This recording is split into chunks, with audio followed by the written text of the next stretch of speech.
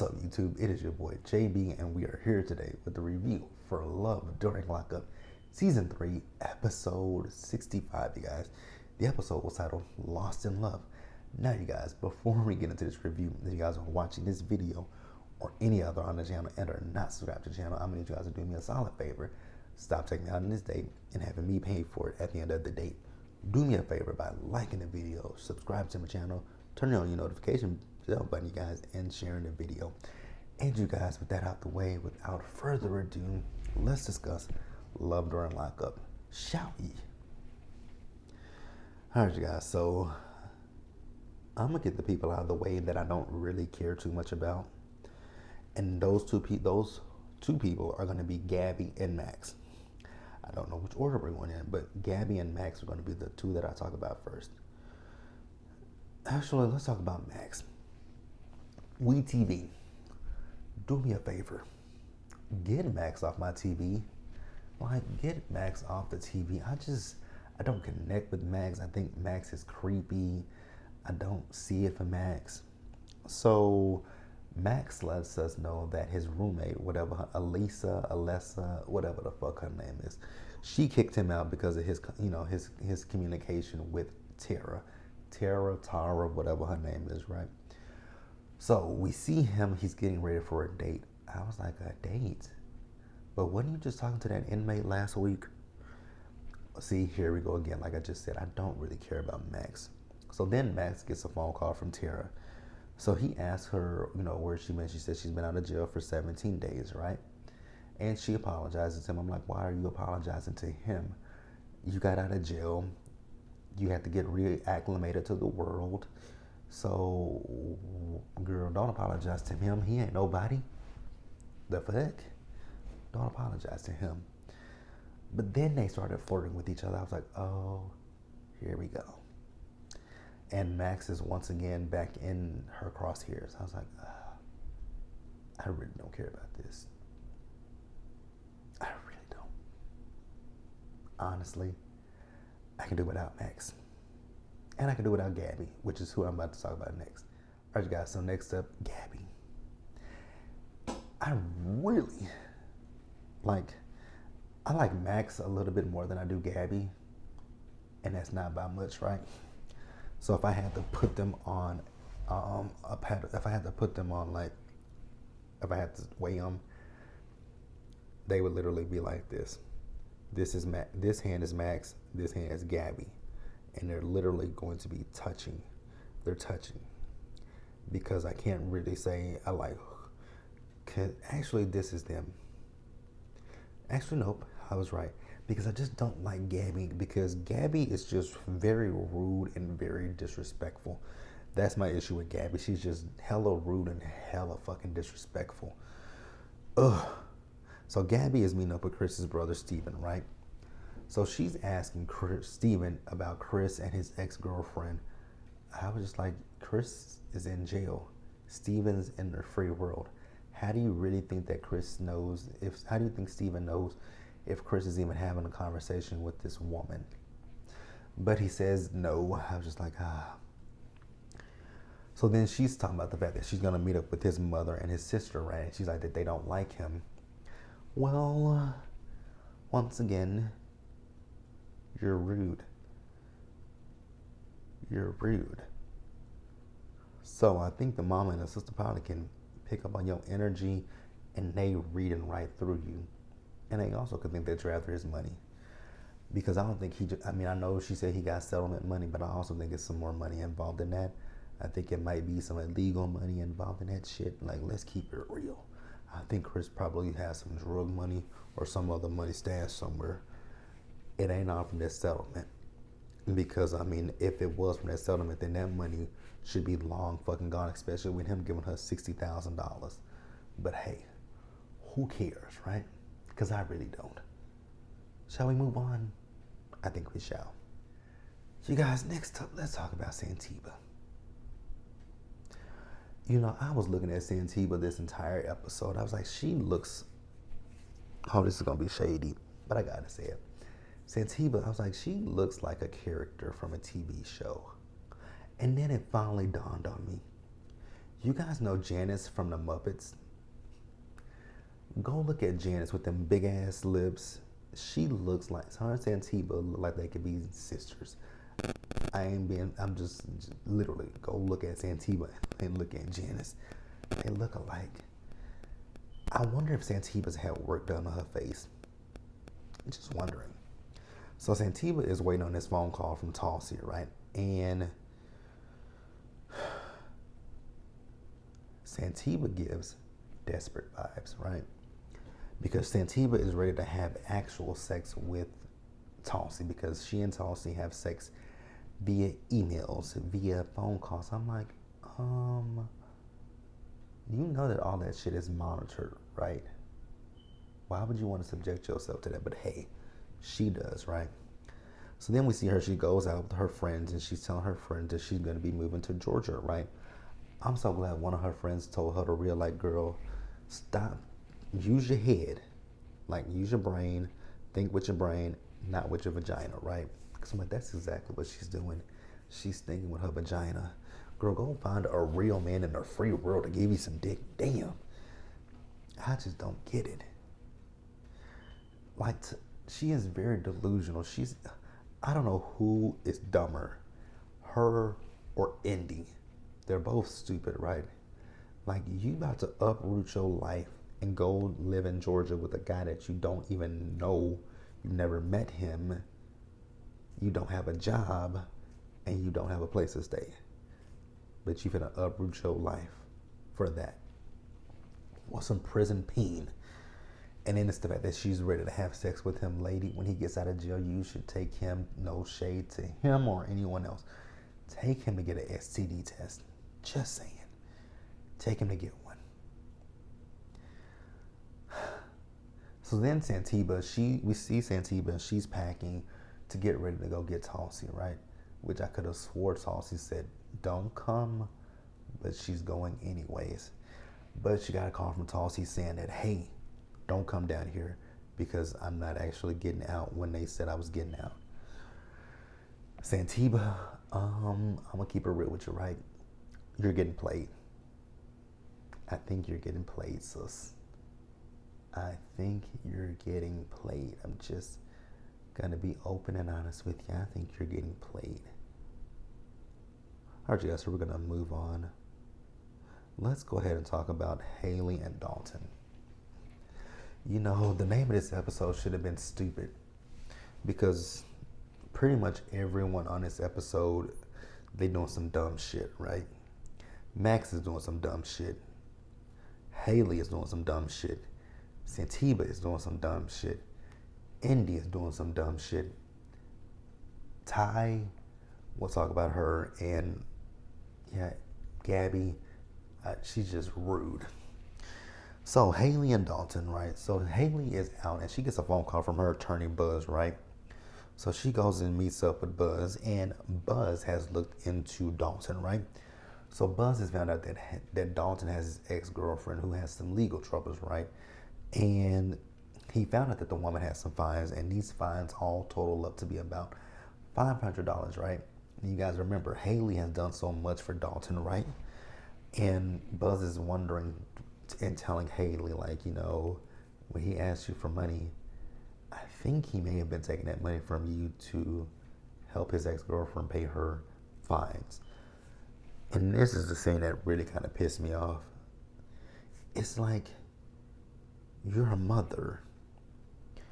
You gave this money to a man that you don't really know that well, right? You gave money to a man that you don't know instead of doing something for your child that came out of your body.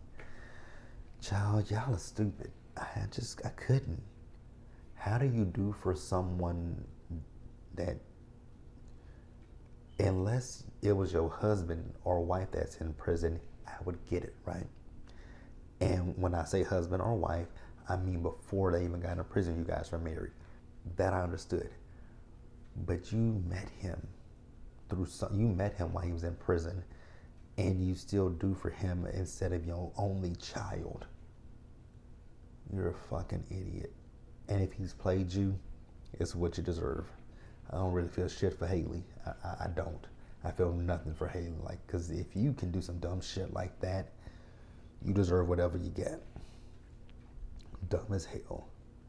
Dumb as fucking hell. Okay, guys, next up, let's move over to Ty and Heidi in Boston. So, you guys, we met Boston in this episode, and Boston, I didn't expect her to look the way she looks. She's not a bad-looking girl, but Boston is young and stupid. So, you guys remember the last episode left off with Ty. Remember, she saw a car pull up, and she's like, "Is that her?" So she ran to the door, and then a woman came up. She's like, "Did you just get out the car?" She's like, "Yeah." She's like, "Oh, my bad." So, Ty, you're about to fight an innocent person. So then Ty's like, "You know what? I'm finna go. Like, she can meet me on my turf." I was like, "Yo, turf, girl, you're at a beauty store. You're at a beauty shop that's open. That's not like, it's not." I don't know what she was. I don't know if she was thinking maybe they would jump her. I don't know what Ty was thinking, but hey, it is what it is. She's gonna meet her on her turf. So after she left, Boston pulls up, right? Boston, you doing some stupid shit too, right? Like, so you say you've been with Heidi for 12 years, right? And you saying that you got Heidi's passwords, right? And you saying that Heidi is using Ty, right? Huh.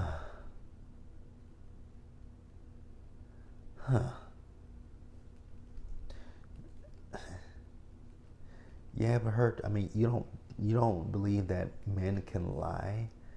Yes, you may see the messages, but you're not privy to the phone conversations, right?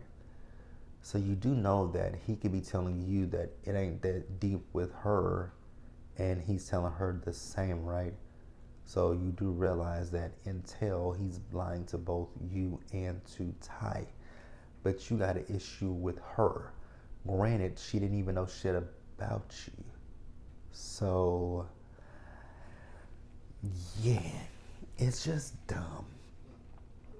You trying to, and you saying you posted those news to get back at her for what? She ain't done shit to you. She didn't know about you. You look childish and you look immature, right? It's just like you doing all of this and behind a nigga that is in jail.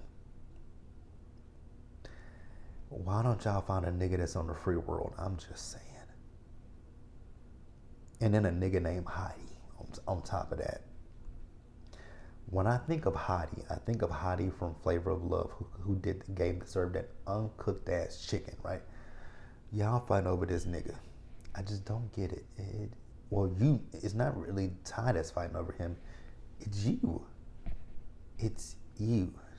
It's you. You look really, really ridiculous. You just look ridiculous. It ain't no easy way to say that. You look ridiculous, right? But we're going to move on in the episode, you guys. So we're going to wrap up with dumbass Indy. I don't know if Indy, when she talks, she listens to how retarded she sounds. Oops, I'm not supposed to say that. How ignorant she sounds, how ridiculous she sounds, how ludicrous she sounds. Like, you're an idiot. So she's going to go meet up with Harry's sister, right? Meanwhile, her mom and dad are going to go meet up with a former cop, right? A retired cop. So she met up with Lydia, I believe that's his sister's name, right? Lydia's face was my face the entire time, right? So Indy's dumbass is sitting here talking to Lydia and telling Lydia about her psychic, right? Her psychic told her that he's getting out of jail. Her psychic told her that she's going to be moving to Ohio. Her psychic told her he's going to go to a halfway house. Her psychic this, her psychic that, her psychic. I'm like, so you're going to take life advice from a psychic, right? You're an idiot. Like, shit, give me the money that you gave to your psychic, and I'll tell you what your future is. Knowing I don't know shit about your future. If you just tell me, I'm in a relationship with this guy named Harry. Oh, okay. So I see here that you and Harry, you're going to get married. You're gonna have 3 kids. You're gonna have a boy and 2 girls, and you're gonna live in a nice house. A nice house. Oh, I can see it now. You guys have a 5-bedroom house. You have a guest bedroom. You have 5-bedroom house. You have a pool in the backyard. You have a basketball court. You got 2 cars in the garage. You have a theater room. Oh my God, you even have a home studio in there. You have a studio. He has his man cave. Oh my God, he has a great job, girl. It's paying him $60,000 a year. And then on top of the job that you got, it's paying you over $100,000 a year. Yes, yes, yes.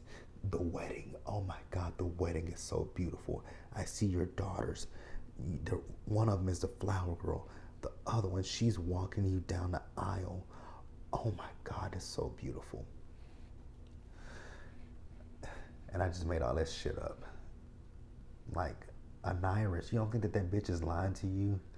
I don't mean to call her a bitch, but I'm just saying, bitch is just, it's nothing. But I was with his sisters because she was like, I don't even believe in psychics, and you taking life advice from a fucking psychic. I was like, exactly right. Then she talks about the fact that Harry and her discuss, getting married and having kids. The look on that sister's face, concern. And then, Indy was like, how much is a 1-bedroom apartment around here? She said like $500. I was like, do y'all live in the hood? I ain't being funny, but do you live in the hood? Or is the cost of living in that area just low? We really got a question about that. So then we see her mother and her brother, right? So they're meeting up with the cop. So the cop is telling them about what happened with Harry's arrest, right? So they robbed this guy at gunpoint, right? They took him to an ATM machine and they made him take the money out. And I was like, damn. So then they asked, is he a part of a gang, right? And the cop says, I believe he says like the ringleader, the person who was over everything, he was in a gang. He tells them to look out for any kind of, my bad guys, didn't mean to burp in your face, look for a tattoo like of a heart or something. And she's like, okay, we'll look out for that. So then her mother calls Indy and said, we got to meet up and talk, right? So they met up with Indy and they talked to her, right? I think they took her to the place where the man got robbed, right? Child, the reenactment of that shit was hella funny to me, right? But Indy seems unfazed by it. I'm like, so she's like, well, people get robbed every day. I got robbed. Okay, Indy, girl, did you ride the yellow short bus growing up? I'm just asking because you give that vibe that you just rode the short little yellow bus every day to school. Like, people get robbed every day. Do you think he's reformed? I'm confused. And she got upset with them. I'm like, but you getting upset with them, but they're looking out for you because you just made the dumbest decision of your life to pack up your shit, move to another state where you don't have any friends or family once again, just like with Santiva, you move into another city and state for a nigga that you don't know him, you ain't never met him, and you have a child. That's my issue with Indy. You got a child, and your child calls his man daddy. Like, I don't know if it reeks of desperation, right? Indy reeks of desperation, Santiba reeks of desperation, and so does Haley. They reek of desperation, they reek of insecurity, they don't have self-love. The list can go on about this shit that just radiates from them, right? But hey, that's it, you guys. Let me know what you guys thought about the episode overall. Leave your comments in the comments below, subscribe to the channel, and turn on the notifications, you guys, so that way you guys are notified when I drop videos. Share the video, you guys, and until the next one, stay safe out there. Take care of yourselves. Remember, wash your hands, wear a mask, socially distance, be blessed, and I'll catch you guys in the next one.